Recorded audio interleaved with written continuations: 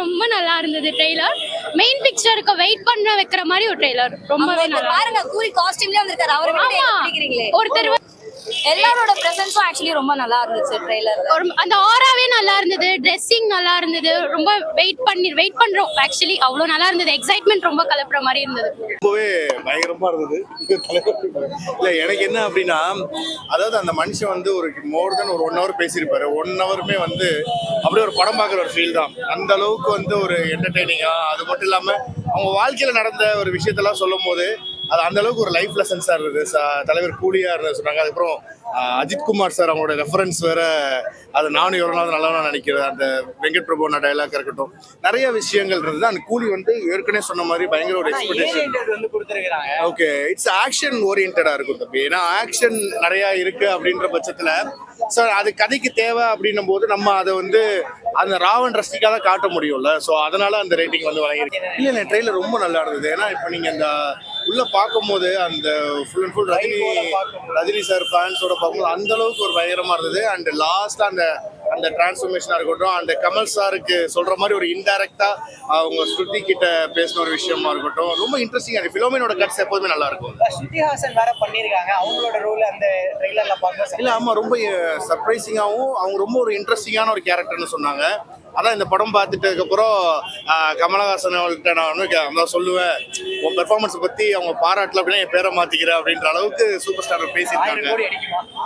ஏன் கண்டிப்பா வாய்ப்புகள் நிறைய இருக்கு. ஏன்னா இல்ல தெரியல. ஏன்னா இப்போ அப்படின்னு பாத்தீங்கன்னா நம்ம அனிமல்லா இருக்கட்டும், அதுக்கப்புறம் இதுக்கப்புறம் நல்லா போயிட்டு புஷ்பாவா இருக்கட்டும், எல்லாமே உங்களுக்கு வந்து சர்டிபிகேட் அந்த மாதிரி இருந்தாலுமே but collection wise it will be so good. அந்த மாதிரி அந்த I came from Bangalore here and it's very good. I loved it. It was amazing and very good experience, and definitely I'm a big diehard fan of Rajinikanth, so I traveled from Bangalore to here just for the audio launch and it was very good, amazing. I loved it. ஒரு வரலாறு வந்து சூப்பராக அருமையாக சொல்லியிருக்காருங்க.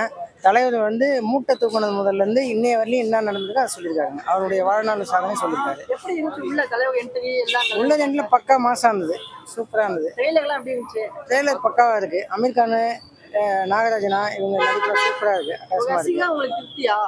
முழு திருப்தி அடைஞ்சிருக்கேன். தலைவர் வந்தாலே திருப்தி தானே. தலைவர் தானே எங்களுக்கு எல்லாமே. அவர் முகத்தை காமிச்சாலே போதும். தலைவர் தான். என்னைக்கு அன்றும் என்றும் என்றும் ஒரே சூப்பர் ஸ்டார். சொல்ல விரும்பல, என்னைக்குமே அவர் தான் ஃபர்ஸ்ட். எல்லாத்துலயுமே அவர் தான் ஃபர்ஸ்ட். புதுவாகவே அவர் தான் பெஸ்ட்.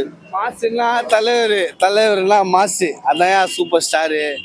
வானத்துல நட்சத்திரம் எப்படி நிலா பக்கத்துல ஒரு நட்சத்திரம் இருக்குதோ, ஆயிரக்கணக்கான நட்சத்திரம் இருக்குதோ, ஆனா சினிமாவில் ஆயிரக்கணக்கான நட்சத்திரங்கள், ஆனா ஒரே நட்சத்திரம் என்றும் சூப்பர் ஸ்டார் எங்க தலைவர் பாபா ஜி. உள்ள தலைவர் என்ட்ரிலாம் எப்படி இருந்துச்சு? தலைவர் என்ட்ரில சொல்லலையா, பாபா எப்படில ஆளாளு என்ட்ரி எப்படி இருக்கும். ஆனா எங்க தலைவர் என்ட்ரி மட்டும் இது நோ என்ட்ரி இல்ல, ஒன்லி என்ட்ரி தான். தலைவர் வந்தாலே என்ட்ரி தான், லோ என்ட்ரி. வேற லெவல்மா. நாங்க எல்லா ஆடியோ லான்ச்சுக்கு வரோம், வந்து பண்ணிட்டே தலைவரை பாக்குறோம். வேற லெவல். தலைவர் ஸ்பீச் வந்து இப்போ இந்த ஆடியோ லான்ச் வந்து எங்களுக்கு ஸ்பெஷல் ஃபேன்ஸுக்கு. என்னன்னா தலைவர் 50 வருஷம் ஆச்சு ஃபீல்டுக்கு வந்து. ஸோ அதனால வந்து எங்களுக்கு ரொம்ப ஸ்பெஷலு. அவர் சொன்ன குட்டி ஸ்டோரியை நான் ரிவீல் பண்ணல, நீங்க எல்லாருமே பார்த்து தெரிஞ்சீங்க ஆடியோ லான்ச் டெலிகாஸ்ட் பண்ணும்போது. ஒன்லைன் சொல்லுவோம், எவ்வளோ கஷ்டப்பட்டு இந்த இடத்துக்கு தலைவர் வந்து வந்திருக்காங்க அப்படின்றத சொன்னாங்க. ரொம்ப சூப்பரா இருந்துச்சுடா. எப்பவுமே தலைவர் என்ன பேசுவாரு, அவர் ஸ்பீச் கேட்கறதுக்காக தான் வந்தது. பார்த்து ரொம்ப திருப்தியா இருந்துச்சு, ரொம்ப சந்தோஷமா இருந்துச்சு.